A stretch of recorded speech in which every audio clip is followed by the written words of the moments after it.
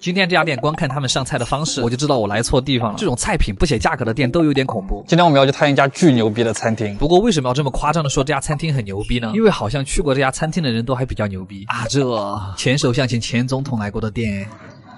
すみません。こんばんは。こんばんは。这是一家炉端烧餐厅，是在东京很出名的一家老店，食材基本上来自于全国各地11个最出名的地方。叫炉端烧是因为大家都是围在一个炉子周围做的，师傅们就坐在炉子边给顾客料理，其实还挺有仪式感的。菜品的话就是看中什么点什么，第一个前菜好像是那个，其实我也不太知道这是什么，不过吃进去之后发现应该是煮的金木雕，紫苏叶配着一块很大的鱼肉。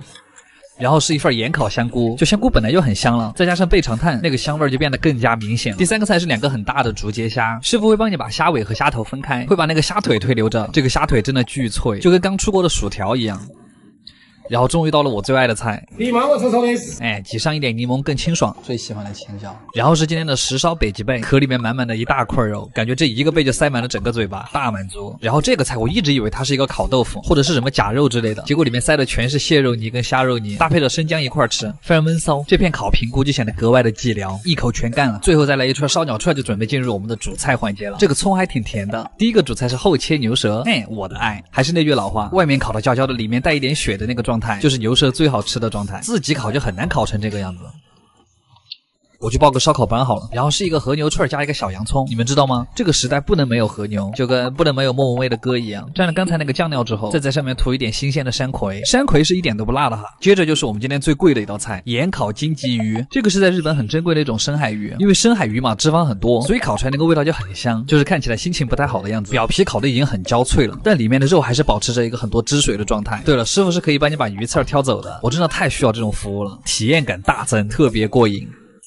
最后的甜品又是我们熟悉的哈密瓜，这是高档餐厅的必备吗？可能这些人并不知道哈密瓜在我们那儿有多便宜吧，不过水确实挺多，金钱的味道。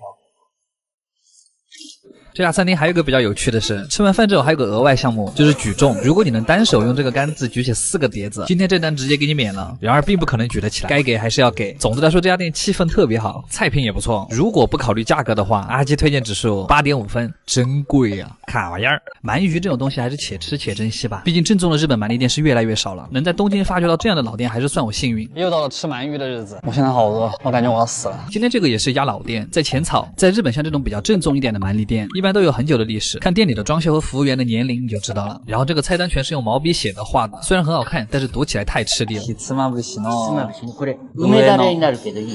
いいです。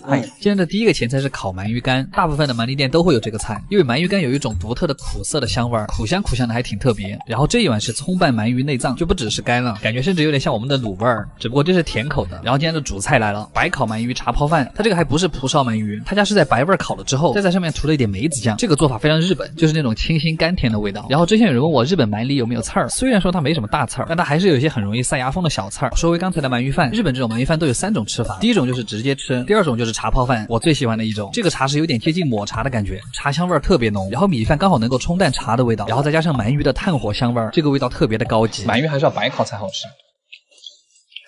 然后这份是传统的鳗鱼冬，最小份都是一匹，就是一根完整的鳗鱼，然后切成这个样子。不知道它那个最大份的是有几条鳗鱼，但因为这个是照烧酱，虽然它闻起来很香，吃第一口也很爽，但吃到后面还是会腻，所以我们就追加了一份金枪鱼寿喜锅。金枪鱼就是那种不管你怎么做都很好吃的鱼，我们点了一整盘，都够吃2锅了。它煮好之后的那个肉质仍然很嫩，咬下去还是有劲道的。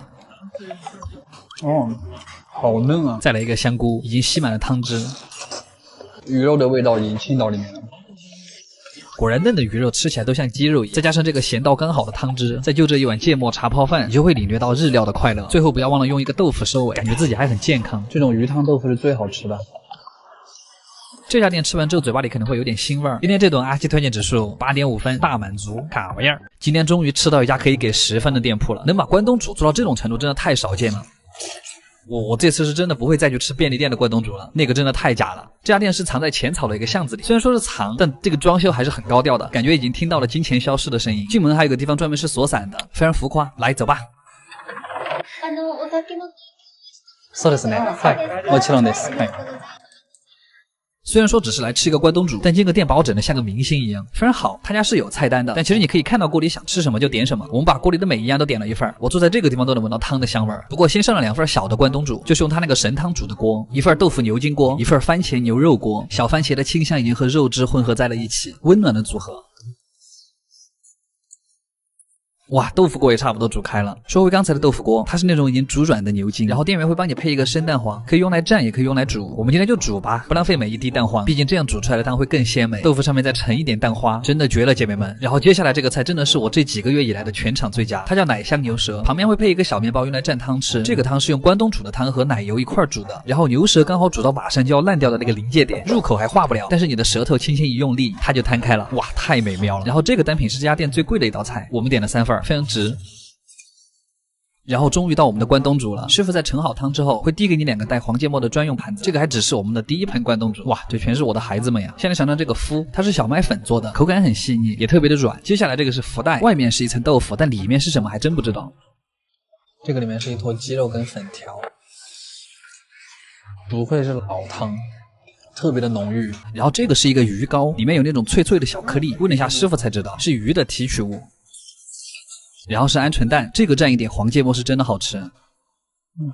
终于到一个荤的了，这个里面包的是一整个烧麦，然后是一只完整的小章鱼，还有点可爱。然后跟你们隆重介绍这个鱼丸，这可是货真价实的鱼丸，直接用鱼肉捏成的团子，口感很 Q 弹，鱼肉的味道还特别浓。来口粉条冲淡一下那个味儿。然后最后的晚安还是由我们的大羹来结束哈。那个汤汁真的是在往外喷的，不愧是关东煮之神，真正的入口即化。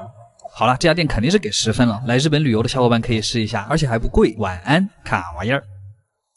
我操！今天这家店真的太实诚了，掐指一算又有3天没吃饭了，特别给力。今天去看一家开在温泉里面的围炉里餐厅，就是日本有很多这种世代流传下来的民间料理，有些店是真的藏得很深。今天这家店就藏在日本的箱根温泉乡，他家本来是想靠温泉出名的，结果没想到他家的料理反而火了，非常奇葩。不过今天我们在吃饭之前还是要泡个温泉，而且还要把每个池子都泡一遍，这样吃饭才会更香。哎，我说的。而且像这种森林温泉泡完之后身上都特别的软，感觉我现在可以吃下5只 Yuki 酱，非常贪婪。来点菜吧。40分ぐらいかかって。時間は大丈夫ですか？1時間です。いいですか？オーダーしちゃって。第一个前菜是一种鲶鱼，撒一点玫瑰盐特别上头，味道是一点微苦涩的茶香。然后说回围炉里，第二个菜是一个刺身，这个金枪鱼厚的跟果冻一样，蘸一点芥末不会那么腻，还配了一个经典爽口小凉菜。然后今天进入主菜特别的快啊，扇贝记得在烤熟之前加一点柠檬才会入味儿，一口还有点塞不下。但这个千叶台其实是我里面最喜欢的，虽然它其实就是烤千叶豆腐，但好像还是有点不一样。它需要把那个秘制的肉酱涂在豆腐上面，就是咸甜口味的味增泥，涂完之后就是这个样子。你别说，还真有点好吃。然后之后就是这个盐烤不知道什么鱼，只知道是一种刺儿比较少的淡水鱼。你不要看它个头很小，其实里面肉还是有点多的，肉质还有点像秋刀鱼。然后是一道非常硬的菜，和牛串烧啊，看到小洋葱我就放心了。这种小洋葱没有很强烈的葱的味道，而是非常甘甜的那种感觉，特别配和牛。然后是烤山地鸡，这2串我感觉我可以吃到明年。3家店的分量都特别给力。山地鸡其实就是日本的土鸡，还不如阿鸡呢。然后又上了3坨牛肉、猪肉和鸡肉，说是给之后的主食当配菜的啊。我刚才吃的那个都不是主菜吗？总之这家店的分量真的是特别的多，不愧是乡下的餐厅。终于知道它为什么火了，而且重点是它还巨便宜，最后的甜品还很有意思。好啦，阿鸡推荐指数8.5分，实诚的温泉餐厅，卡玩意儿。